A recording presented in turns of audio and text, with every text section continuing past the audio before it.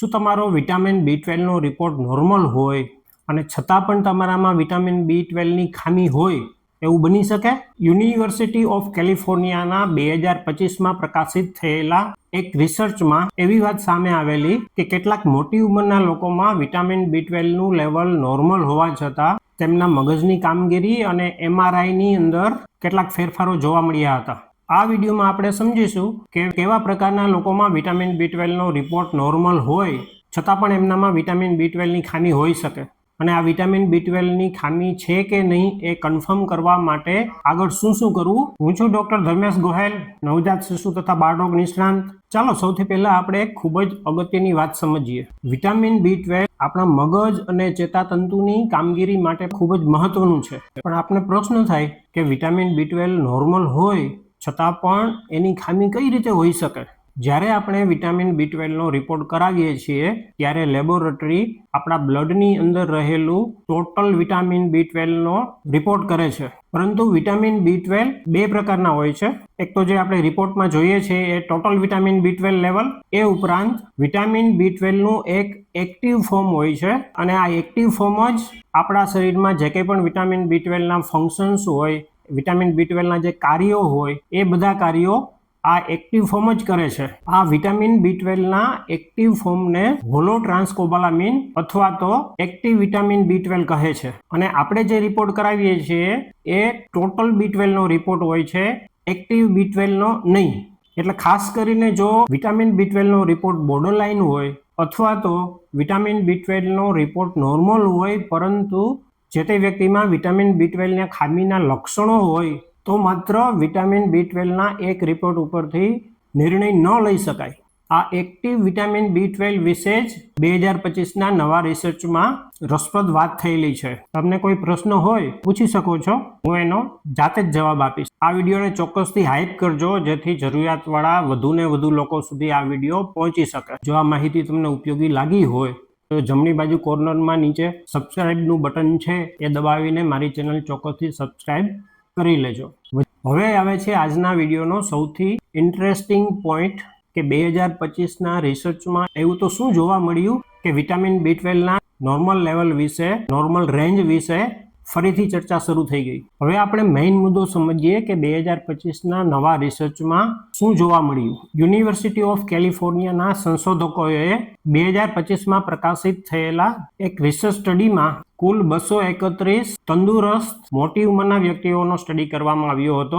આ લોકોનો total B12 ના રિપોર્ટ ઉપરાંત જે વિટામિન B12 નું એક્ટિવ ફોર્મ છે હોલોટ્રાન્સકોબાલામિન મતલબ કે એક્ટિવ B12 એનો પણ રિપોર્ટ કરવામાં આવ્યો હતો.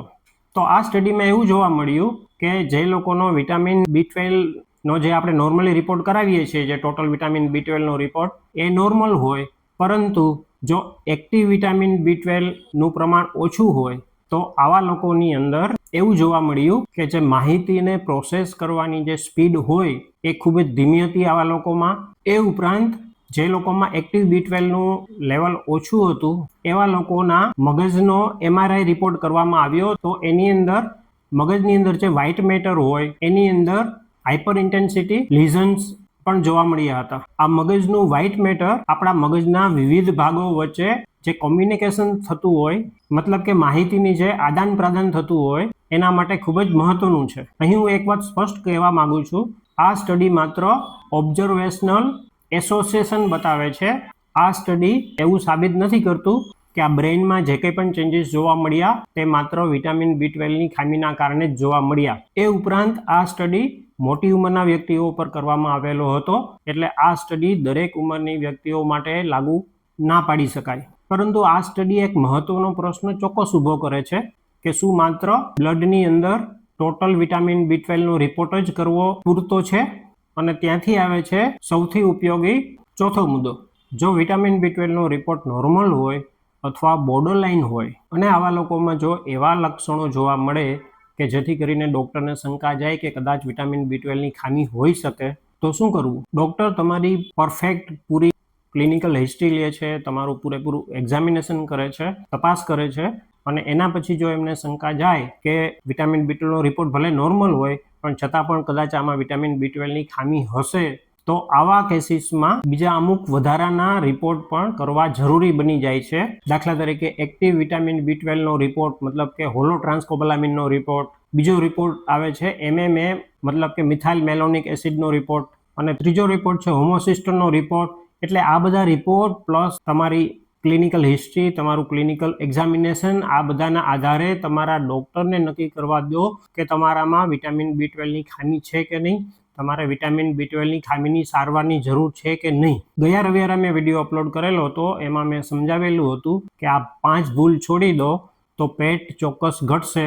આ વિડીયો ન જોયો હોય તો ચોક્કસથી જોઈ લેજો. હવે સૌથી મહત્વની વાત કે જો તમારામાં વિટામિન B12 ની ખામીના લક્ષણો હોય, દાખલા તરીકે ખાલી ચડતી હોય, હાથ પગમાં જણજણાટી થતી હોય, અથવા બીજા કોઈ ન્યુરોલોજિકલ એટલે કે મગજને લગતા સિમ્ટમ્સ લક્ષણો હોય, અને જો તમારો વિટામિન B12 નો રિપોર્ટ નોર્મલ હોય તો માત્ર નોર્મલ રિપોર્ટના આધારે એવું ન માનશો કે તમારામાં વિટામિન B12 ની ખામી નથી. અને તમને લક્ષણો હોય તો તમારે તમારા ડોક્ટરની સલાહ ચોક્કસ લેવી જોઈએ. કોમેન્ટમાં લખો કે તમારું વિટામિન B12 નો રિપોર્ટ કરાવ્યો છે કે નહીં, અને કરાવ્યો હોય તો નોર્મલ છે કે B12 ઓછું છે. જો આપને વિડીયો ગમ્યો હોય તો ચોક્કસથી લાઈક કરજો, અને આવા જ પ્રકારના વિડીયો માટે મારી ચેનલને સબસ્ક્રાઇબ કરવાનું ન ભૂલતા. નમસ્કાર મિત્રો.